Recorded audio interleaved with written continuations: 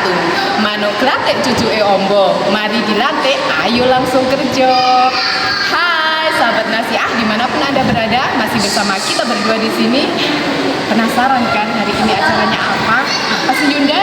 Oke, hari ini acara kita adalah pelatihan kewirausahaan, tentunya bareng Departemen Ekonomi dan Wirausaha dari PDNA Kabupaten Malang. Nah, kira-kira apa aja sih nanti di dalamnya, kegiatan apa aja juga? Karena nanti kita juga akan membentuk APUNA. Ya, apa APUNA? APUNA, Asosiasi Pengusaha Nasyatul Aisyah. Mari kita ikuti acaranya. Yuk!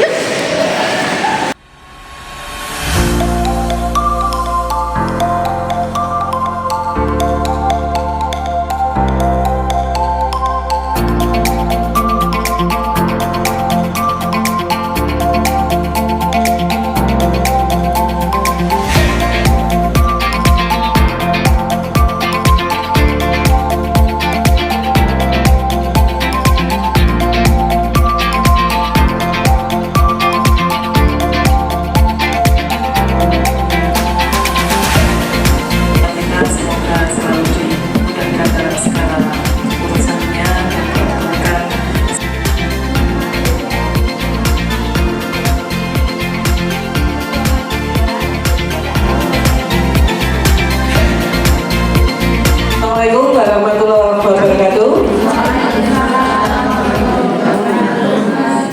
Alhamdulillah, puji syukur kehadiran Ilahi Rabbi. Sore hari ini yang kita bisa sharing, nanti sharing saja dengan kesempatan yang diberikan, kesehatan. Saya kaget, ya Allah, jauh-jauh ada yang dari Ngatan tadi, Tajinan, mana tadi yang itu? Teto Yudo. Saya masih sambil, saya walaupun Malang tapi waduh, jarak saya itu rumah kampus gitu. Dengan adanya pertemuan hari ini, insya Allah nanti kita bisa nyambung silaturahminya. Jadi apa ya? Karena ini pelatihan biasanya ya wis lah di kampus itu mesti ada materinya, tapi saya lebih suka kalau nanti sharing saja. Jadi selama ini apa yang dibutuhkan mungkin saya bisa memberikan apa ya, kita sharing sehingga nanti apa yang menjadi permasalahan-permasalahan itu bisa secara bertahap kita berikan solusinya. Kalau secara teoritis itu bukunya seperti itu, tapi prakteknya itu di lapangan nggak semudah membuka telapak tangan istilahnya, kan teori lah. Saya senang dengan ketemu seperti ini. Nanti teori itu apakah bisa berlaku langsung ataukah kita harus menyesuaikan dengan kondisi yang ada. Tapi sekilas saya sampaikan sambil menyingkat waktu, saya lebih suka teorinya nanti saya lompat-lompat gitu aja, kita sharing ngatur ya. Di awal memang tujuan kita sharing kemarin, saya biasanya memberikan bukan pelatihan ya istilahnya sharing, tapi maunya apa? Mempetakan dulu lah dari karena ini usianya 17 sampai 40 sehingga tadi saya oh ya Allah, ternyata hebat ibu-ibu hebat. Jadi ada yang dengan putranya ya Allah, dan kok tenang saya, ya alhamdulillah. Waduh, kadang-kadang kan rewel ya, alhamdulillah bisa senang saya dengan dan seperti ternyata wanita itu memang ya multi talenta, yo ngomong, yo ngopeni ngomah, ngurusi sekolah, itu semuanya. Mudah-mudahan ini nanti kita bisa diberikan kesehatan, kemudian kemudahan, dan hasil dari saya kita ini nanti bisa mewujudkan cita-cita dari ibu dan dari Nasyatul Aisyah di Kabupaten Malang. Lah kabupaten sebegitu banyaknya nih. Kalau di kota kan hanya 5, saya enak di kota 5 apal. Kabupaten ya Allah baru tahu 33 kecamatan. Ya Allah, nggak apa-apa, berarti nanti keliling kutho dengan kabupaten. Saya mulai jadi untuk menumbuh kembangkan jiwa wirausaha. Sekilas bagaimana menumbuhkan jiwa wirausaha, karena ada beberapa yang sudah ada wirausahanya, ada usahanya, sehingga selain yang belum kita tumbuhkan, yang sudah ada nanti kita kembangkan. sehingga karena kembangkan saja. Jadi ya yang belum biar nanti termotivasi untuk ada usaha yang sudah kita kembangkan lebih kembang lagi, lebih luas lagi. Ya, untuk menumbuhkan, nah ini secara teoritis itu teori otak, tapi nggak gampang saya sampaikan sekilas itu. Untuk menumbuhkan, saya biasanya bagaimana menumbuhkan wirausaha itu dari memotivasi dulu.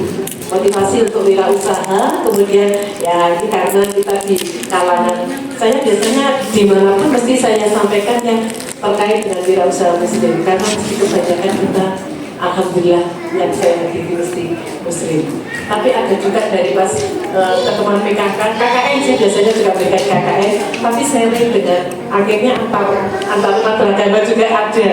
Tapi yang saya pakai mesti dari landasannya Islam Muslim.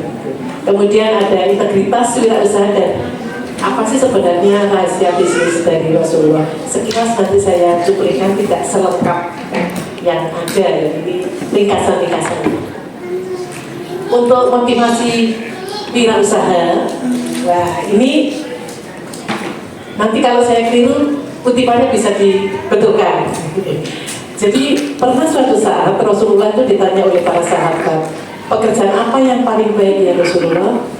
Rasulullah menjawab, seorang yang bekerja dengan tangannya sendiri dan setiap jual beli yang bersih. Itu kaitannya karena dengan wirausaha, saya sesuaikan dengan usaha. Kemudian perhatikan olehmu sekalian, sesungguhnya 9 dari 10 pintu rezeki adalah perdagangan. Ini yang memotivasi kenapa kita harus berusaha. Kemudian sesungguhnya sebaik-baiknya mata pencaharian adalah seorang pedagang.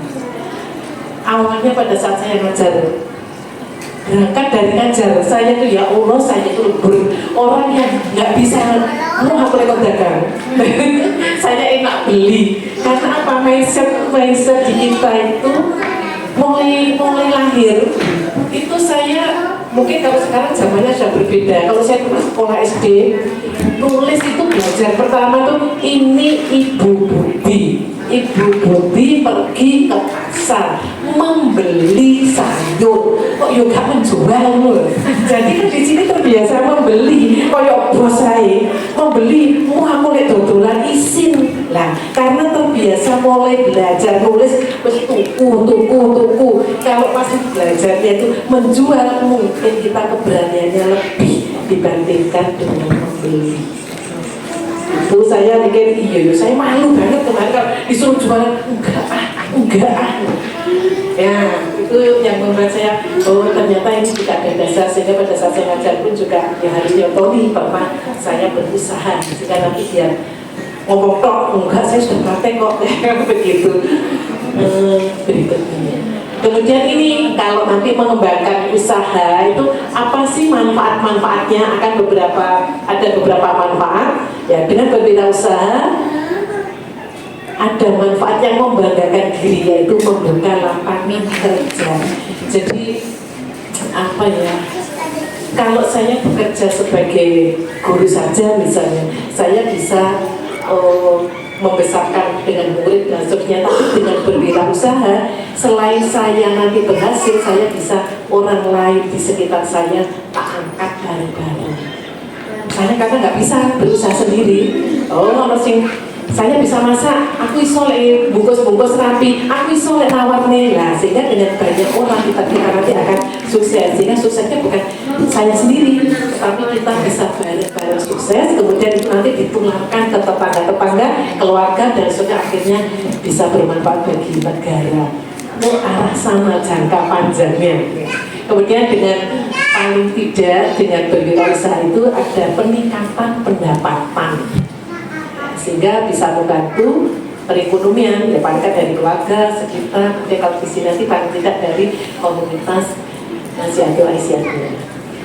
Kemudian semakin banyak wirausaha akan semakin banyak memberikan manfaat bagi anggota. Tadi sudah sekilas saya sampaikan, istilahnya kalau di dalam dunia akademik itu terbiasa sih. Kalau ingin tahu negara yang sukses itu bagaimana cirinya? Salah satunya di sana mesti banyak wirausahanya. Minimal 20% negara makmur itu karena ada wirausahanya. Sehingga kita nanti bisa mencapai hal tersebut dimulai dari sekarang. Habis ini dengan berkembangnya wirausaha akan menumbuhkan etos kerja dan kehidupan yang dinamis. Karena misalnya kalau wirausaha itu tiada hari tanpa henti inovasinya. Saya seperti Yamaha, tiada hari tanpa inovasi. Kalau nggak inovasi, ya mati saja. Wirausaha dunia juga. Tiap hari yang dialami itu sarapannya mesti kok kurang iki, ada masalah ini, ya itu yang membuat kita lebih kreatif sehingga lebih dinamis. Nah, ini saya sekilas terkait dengan sifat-sifat wirausaha. Nah, berupaya dengan sungguh-sungguh untuk bermanfaat bagi orang lain. Jadi kita sudah jelas tujuannya nanti apa yang kita cari, yaitu keberadaan kita itu bermanfaat bagi orang lain. Sehingga adanya kita itu ditunggu-tunggu karena ini nanti bisa menyempurnakan perekonomian masyarakat, akhirnya nanti bisa membantu untuk perekonomian negara dan bangsanya. Tapi dimulai dari yang kecil-kecil. Kemudian siapa yang membantu seseorang untuk menyelesaikan kesulitan di dunia, niscaya akan melepaskan dari kesulitan di hari kemudian. Kadang-kadang ada istilah ini, bisa dipersulit, kenapa dipermudah? Tapi kita balik, kenapa harus dipersulit kalau bisa dipermudah? Sehingga kita enak, ikhlas podo enak lah istilahnya. Jadi hal-hal yang kemarin bisa yang ke arah negatif, tapi kita balik semuanya. Nggak harus kita persulit, kok dipermudah aja bisa segera terselesaikan. Dan kalau bisa kita istilahnya membantu kesulitan orang lain, insya Allah kita nanti akan dilipat gandakan pahalanya. Kemudian bekerjalah kamu, nah ini yang biasa kita bekerjalah kamu seolah-olah engkau hidup selamanya, dan bekerjalah untuk akhirat seolah-olah kamu akan mati sekali. Maksudnya ada keseimbangan di dalam bekerja, kemudian berusaha. Makanya saya, waduh, wanita-wanita di sini multi talenta. Urusan rumah oke, anak iya, ngomong iya, nanti ada keinginan untuk usaha, kenapa tidak? Ya, karena semuanya kita tujuannya untuk kemanfaatan orang lain, insya Allah diijabahi, dibarokahi, diridhoi oleh Allah Subhanahu wa Ta'ala. Nah, ini integritasnya sudah biasa dilakukan, apalagi di kalangan kita. Untuk wirausaha itu ya takwa, tawakal, zikir dan bersyukur itu apa ya? Ya sudah yang melandasi kita. Jadi seperti ibadah, sholat dan sebagainya, ya usaha ternyata seperti itu. Jadi apa ya? Saya mengalami ini belum. Saya masih ikut, saya wirausaha itu masih ikut di awal-awalnya itu karena suruh ngajar. Saya tuh pengalaman ikut MLM dan zaman dahulu kala tak lakoni, karena mahasiswa tanya, ibu itu sebagai dosen, ibu usahanya apa? Malu saya. Dalam artian saja nih, bukan harus berjualan. Kalau saya sebagai dosen, apa usahanya? Saya membuat artikel, mendampingi mahasiswa, mendampingi mahasiswa untuk kreatif berwirausaha, akhirnya mengajukan proposal ke Dikti, kemudian bisa diterima, dapat dana, berkembang. Itu juga salah satu usaha dosen wirausaha seperti mahasiswa saya dulu. Ini yang sudah merasakan. Nah, sehingga nanti pas ada yang teman-teman mahasiswa itu bisa diarahkan sambil kuliah, banyak dana yang bisa dicapai kok. Tidak harus jualan saja. Apalagi sekarang ini banyak banget bisa yang belum usaha, mau memulai usaha, ada yang sedang untuk dikembangkan. Plafon-plafon seperti itu banyak. Kemudian motivasi bersifat vertikal dan horizontal otomatis ya, apapun ya kita abdikan diri kepada Allah, tapi hubungan dengan manusia karena tujuan kita bisa bermanfaat bagi orang lain. Jadi vertikal dan horizontalnya, kemudian niat suci untuk ibadah, benar-benar ini naik apa ya istilahnya, jatuh bangun. Saya mengajar itu ternyata solusinya ya usaha itu diawali bener-bener dengan niat kita ibadah itu tidak sekedar di mulut. Enak ngomong ini enak, tapi ternyata benar, waduh sudah kayak seperti ini kok sih kurang ini kayak ya. Akhirnya semuanya kita pokoknya sudah berusaha, saya upayakan kembali. Ya Allah, kalau memang ini jalan yang harus saya tempuh, beri jalan ya Allah, mudah-mudahan rezekinya nanti banyak, yang jual, yang saya jual bisa terbeli, dan semuanya itu kadang bermimpi seperti itu. Dan dimulai dari sedekah awal sebelum menjual, semuanya beberapa hal saya lakukan karena awalnya kok gak laku ya, teorinya enak, ternyata setelah dilakukan ya Allah gak ada di buku. Jadi permasalahan itu gak ada di buku, akhirnya ya ikut kembali ya wis pasrah sehingga urip, tapi tetap kita berupaya, kita berusaha. Dan timbul yang membuat kita eksis itu karena teman-temannya banyak.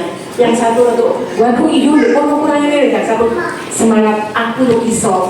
Nah, yang lainnya nanti saling memberikan seperti itu, sehingga timbuknya di sini bisa saling memberikan penguatan.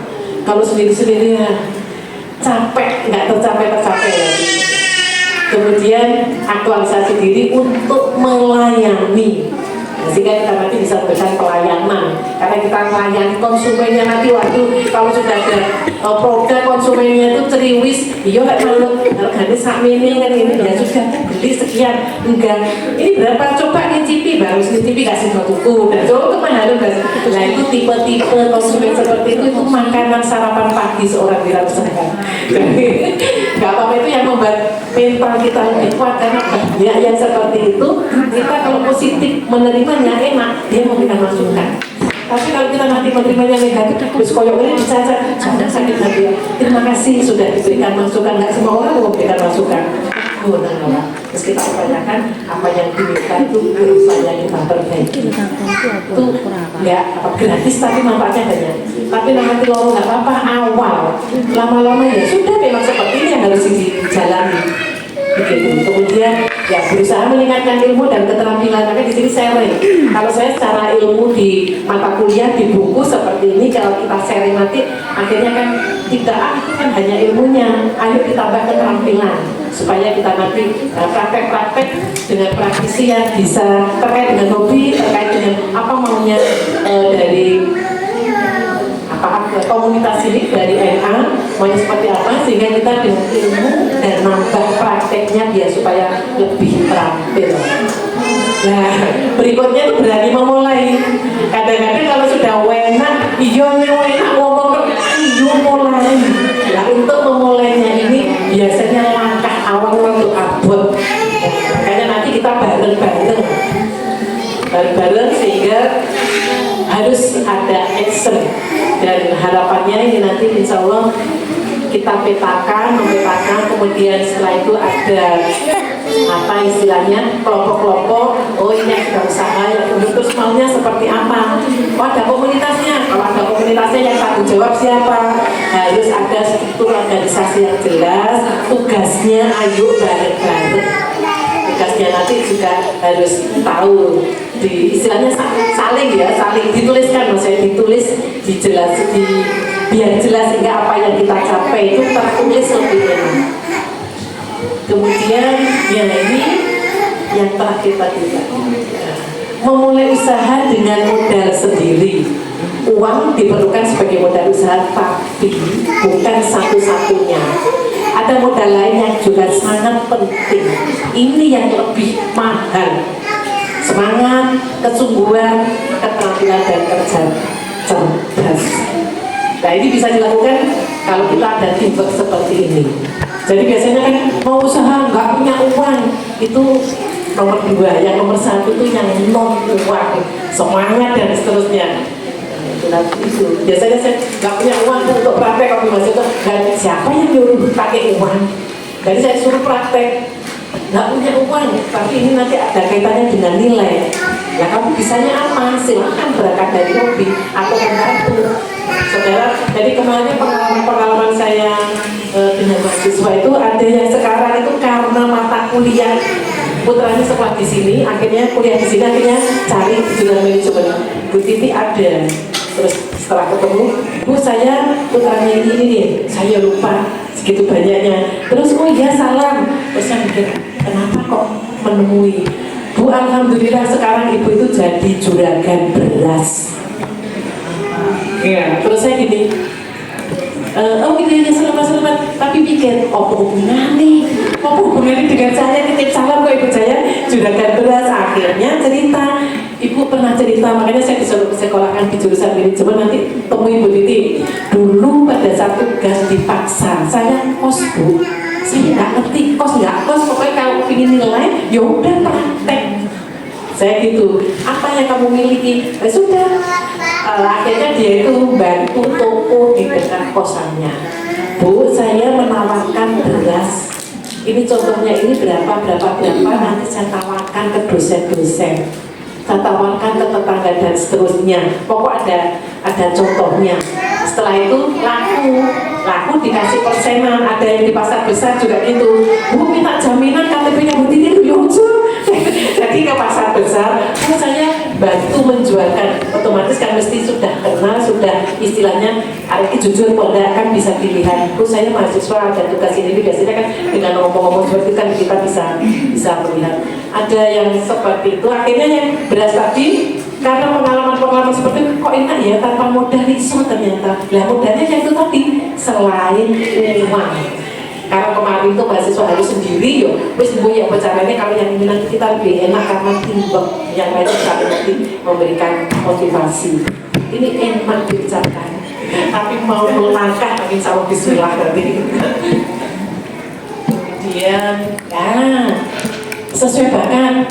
Lah saya, waduh bakatku apa ya, saya itu gak punya keterampilan wanita itu. Waduh saya jauh. Jadi kalau ditanya, oh punya begitu hobinya, saya senang hobinya, saya itu olahraganya renang saya itu, sumur saya renang. Dan terus kan mendatangkan uang iyo. Akhirnya ya saya memberikan motivasi, tapi karena ini nanti kan banyak hobi-hobi yang bisa kita wujudkan menjadi usaha. Jadi untuk memulai usaha yang paling mudah ya dari hobi, karena kita merasa senang melakukan pekerjaan itu. Mau bisa dipelajari, mau kantor bisa dipelajari. Saya kemarin nggak ngerti apa-apa kalau dibilang dagang itu, waduh rasanya kayak momok, puisin, mintanya ojo sampai dodolan. Padahal ya sekarang dosen kewirausahaan ya saya harus dan saya dari pintu ke pintu sudah mengalami karena ada pertanyaan mahasiswa itu, sehingga nanti saya jawab di kelas itu saya lengkap. Saya disuruh menyusun dengan artikel dan sebagainya, ayo akademik nawak nih barang saya bisa. Ya dengan catatan saya gini nawak nih barang, jangan sampai kamu belum merasakan, belum mengalami, kamu menawarkan, kan nggak meyakinkan. Tapi kalau sudah mengalami seluruhnya, enak ngomong karena kita sudah tahu produk yang kita buat. Jadi berangkat dari hobi, kemudian menyambung silaturahmi, otomatis ya semakin banyak kita bersilaturahmi, nambah rezeki, nambah dulur, panjang usia. Ya, saya seperti ini kelihatan biar kesabaran lebih muda. Walaupun saya dalam tanda petik mau pensiun kan gak ada yang tahu berarti. Jadi alhamdulillah saya kemarin bisa lulus dari S3 di UM, alhamdulillah banget, dan tidak istilahnya gak nyongko saya bisa. Tapi karena dengan teman-teman dan doa dari semuanya saya bisa menyelesaikan sebelum 3 tahun. Karena saya pikir, setahun lagi saya pensiun, tapi tidak apa-apa. Apa yang bisa saya lakukan akan saya lakukan. Gak usah pensiun. Kemudian komitmen dan kebudayaan, keberhasilan seseorang dalam usaha bukanlah mutlak merupakan hasil kerjanya, melainkan merupakan kerja kolektif dari orang lain. Sehingga oleh kalau aku ceritanya seperti itu kan gara-gara aku iso sukses, aku lah itu sekarang ya kita berkomitmen ini kerja bareng, memampukan orang lain. Kalau kita ingin dikayakan oleh Allah, maka kita harus mau dan berani mengkayakan orang lain. Ini saya benar-benar dengan yang ini saya kadang kalau ingin dihargai, saya katakan dengan mahasiswa seperti itu. Kalau ingin dihargai orang, dihargailah orang lain. Sehingga imbasnya nanti mesti semuanya kembali ke kita. Nah, kalau yang kaitannya dengan usaha, nanti akan kita kita dikayakan. Sebelum dikayakan, kita harus berani untuk mengkayakan orang lain. Makanya apa? Kita istilahnya apa ya? Kita adanya kita bisa bermanfaat bagi orang lain. Nah, nanti kita akan kesabapan barokahnya.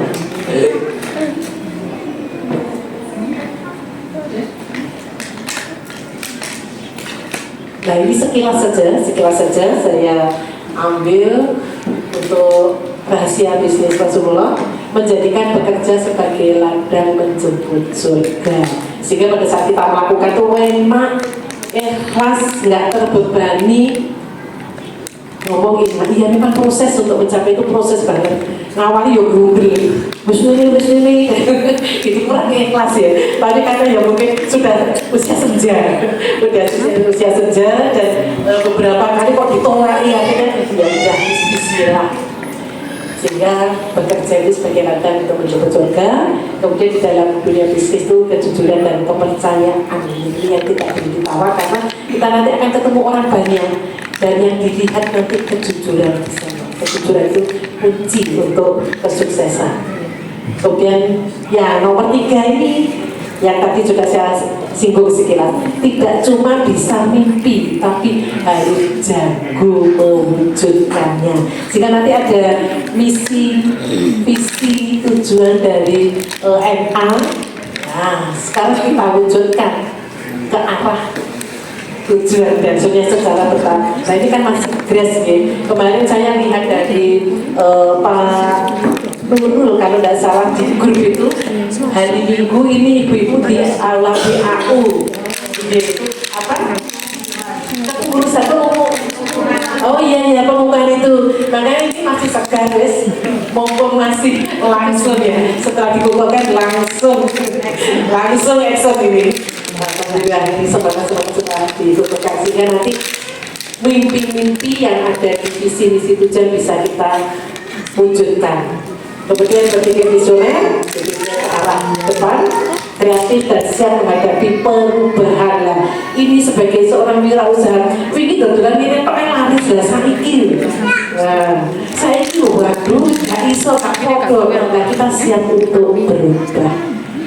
Istilahnya tidak ada sesuatu yang tepat kecuali perubahan itu sendiri. Kalau kita nanti nggak berubah, ya akhirnya kepinggiran.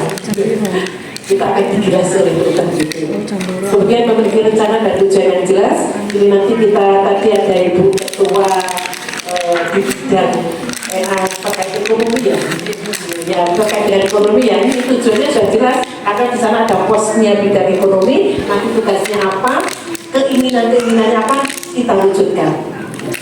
Kemudian sinergi, kita kerjasama dan bekerja dengan cerdas, karena orang banyak nanti yang bantu banyak, sehingga bekerja tidak terasa berat. Nah ini ada tambahannya, berbisnis dengan cinta. Jadi seperti tadi saya sampaikan, ya apa caranya usaha, ibadah, yo seneng, jadi tidak menjadi beban dan bersyukur serta menjadi manusia yang bermanfaat. Makanya di awal-awal saya juga tidak ya kemarin kan kita apa motonya begitu. Ya pokok apa yang kita lakukan itu bisa bermanfaat, tapi ternyata itu membekas sehingga saya bisa bantu apa ya? Saya bisa bantu apa ya? Ternyata dengan perkataan-perkataan seperti itu tersampaikan, Bu, saya ini ya, mungkin seperti ini ya, sharing, akhirnya melakukan. Ini salah satu contoh pada saat saya memberikan mahasiswa dulu entrepreneur club, masih mahasiswa, karena dia nggak, ceritanya itu kok nggak dari mari-mari skripsi, ya kemudian pada saat kumpul-kumpul gitu, istirahat, terus saya ngobrol, dari mana asalnya, bla-bla-bla, akhirnya ayo rek, bareng-bareng mulai usaha, gawe usaha. Kok akhirnya teman-teman sekarang besar sudah.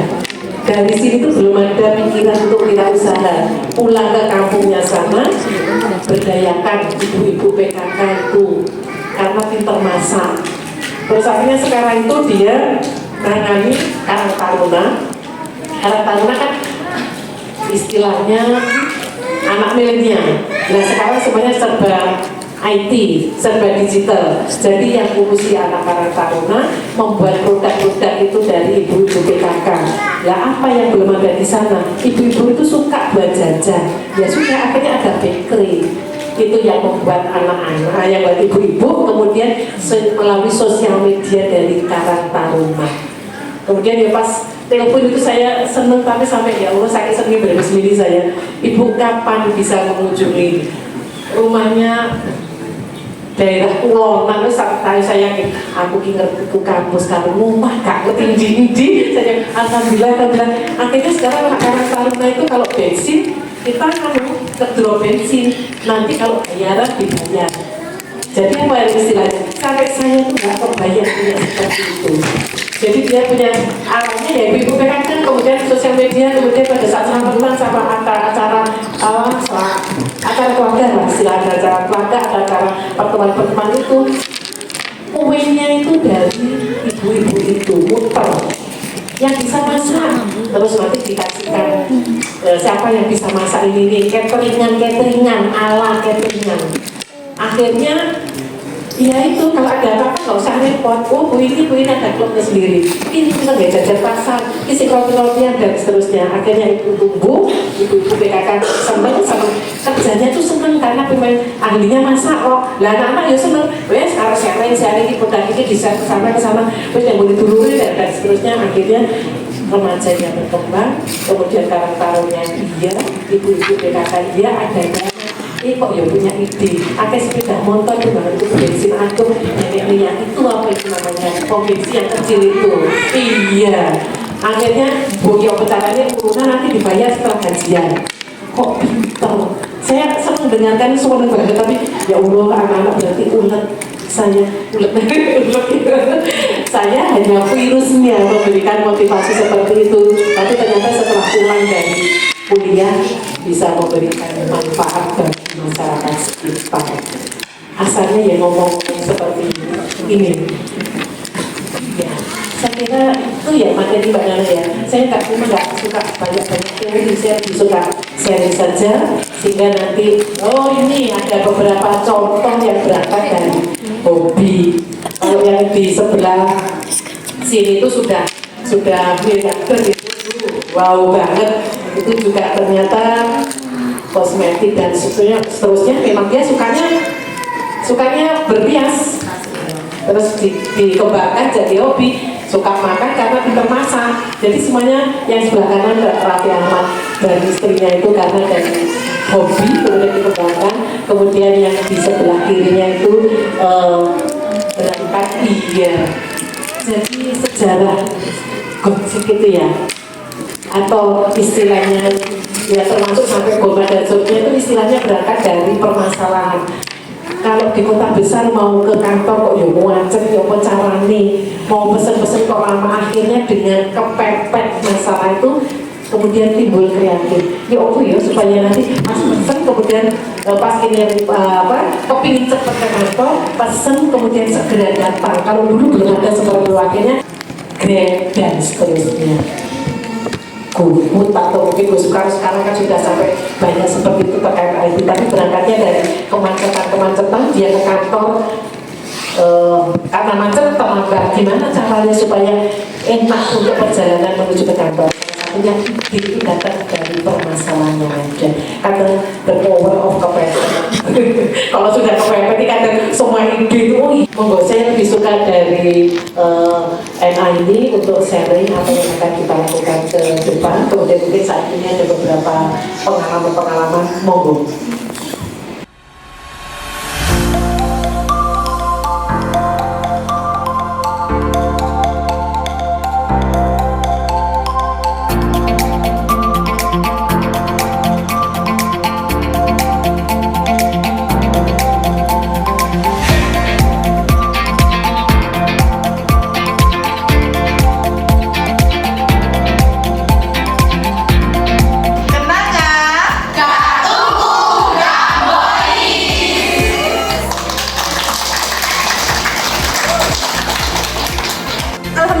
Terlewatkan acara kita pada hari ini. Tentu sangat banyak sekali ilmu yang bisa kita dapat dari Bunda Titi. Semoga info yang kita dapat bisa bermanfaat kepada kita umumnya dan seluruh yang menyaksikan acara kita. Jangan ketinggalan acara-acara kita selanjutnya lebih menarik dan lebih bermanfaat lagi. Sampai jumpa.